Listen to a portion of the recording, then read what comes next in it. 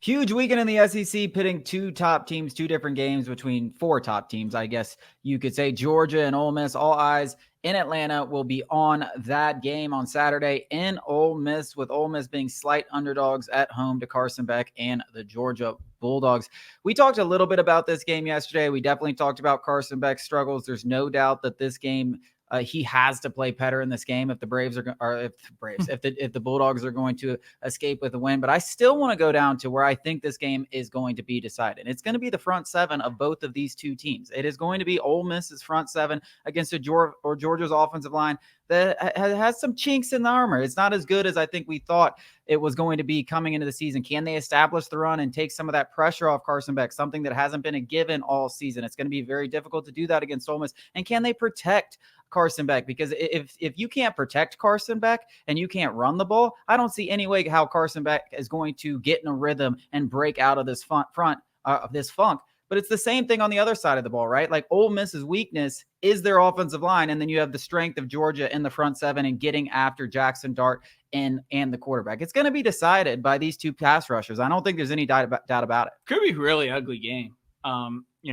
Carson Beck, we know it is liable to throw a couple of boneheaded interceptions. I mean, some of the ones that we saw last week in Jacksonville were just, so questionable from where Kirby Smart's got to console him coming off the field. We're like, buddy, you got to be better than that. You're the quarterback of the Georgia Bulldogs.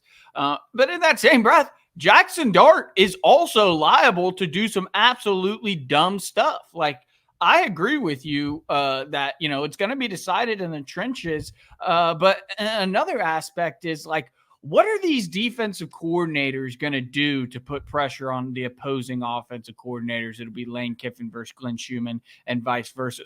So I think, yes, it's going to be a Joe's kind of matchup, but also the X's and O's are going to have to matter because both of these defenses probably want to be aggressive, to your point. And if they're going to do that, then you should be able to kind of scheme and hurt them. You do that with quick throws, screens, let them blitz and toss it right behind them. So I'm super excited for this one. Coming into last year's game, I know Ole Miss was still, a quote unquote contender, but it never felt like they ever had a chance. This is way different. I was very confident in Georgia going to Austin and taking care of Texas. I am not so sure about it this week. This is going to be a really, really fun game. Whoever ends up winning, I do not think it's going to be like the Georgia-Texas game. That the box score told a completely different game. Georgia dominated that game, even with Beck making several, should have been costly mistakes. I don't think that's going to be the case at all in Oxford. Yeah, I mean, I think a lot of people and I don't want to get too much into the gambling because that's not what we're talking about, but I think a lot of people are taking Georgia for granted. Oh, they didn't get up for that Florida game. Oh, we see what happens when they get up for the game against Texas. Well, they got up for the Alabama game and didn't look great. They've gotten up for a lot of these games and haven't looked great. They've just been an inconsistent football team, and a lot of that lies on the shoulders of Carson Beck, who you can't just say is going to play better I also in don't this think game. Getting up for the Texas game is an accurate representation of what happened.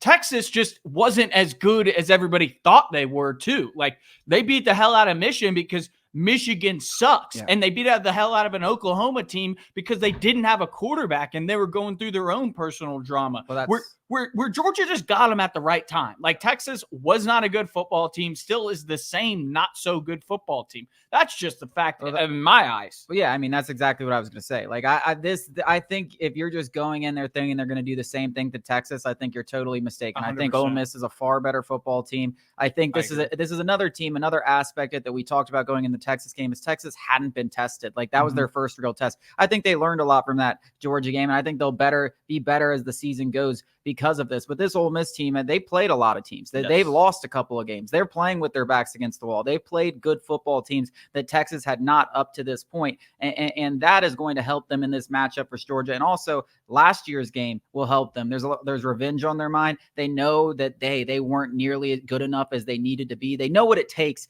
to beat that are to compete against that level. And they weren't there last year. They know what it takes, though. And I think that's going to be another thing that's working for them. So I'm right there with you, man. I think Ole Miss is one of the more dangerous teams in the country. They're going to be playing with their heads on fire. They're going to be at home.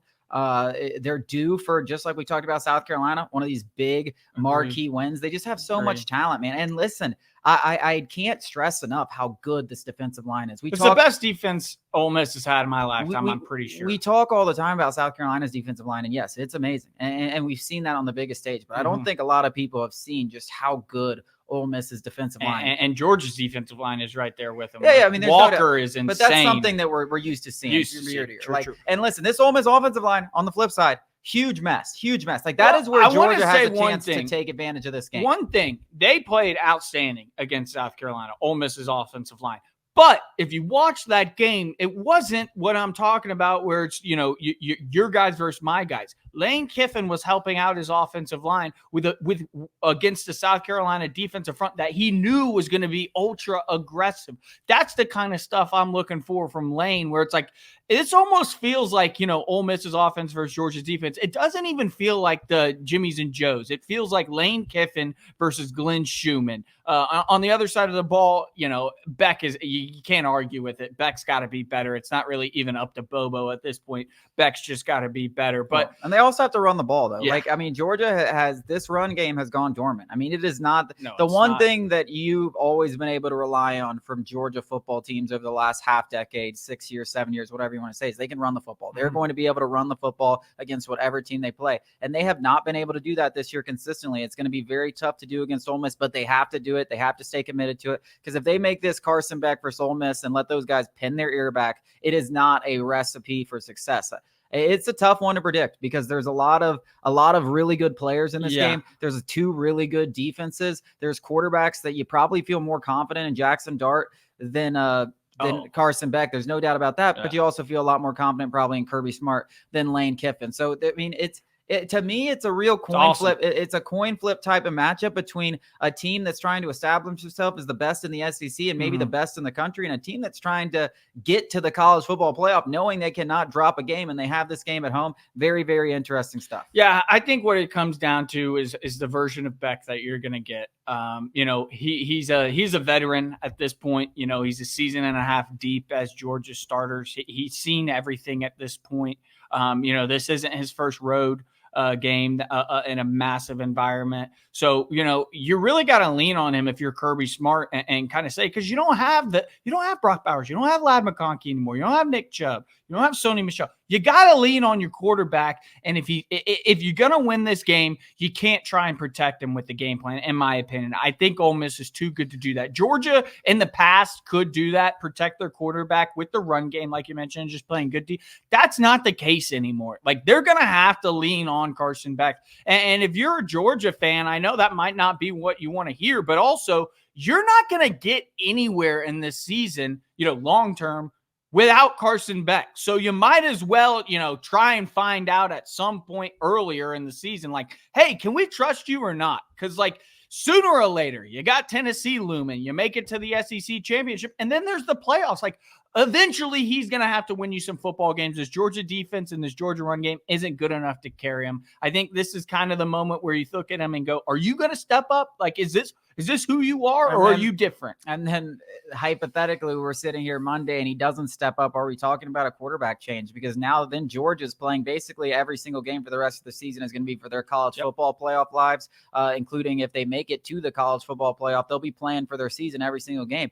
If Carson Beck goes out there and throws up another stinker against Ole Miss, I mean, how much faith do you really have in him turning it around? That certainly could be a storyline that we're talking about after this game. And this is going to be, like I said, I think this is going to be his toughest test because there's going to be pressure in his face all day. Yes. It's going to be tough to establish the run like they have against some teams. Yes, this isn't Bama's defense. Yes, no, this is the best defense they'll have faced. Yeah, and you can say stuff about Ole Miss's crowd. It's not the typical SEC crowd, but it's not. But it will be. It will be on this day. It will be up 25,000 strong.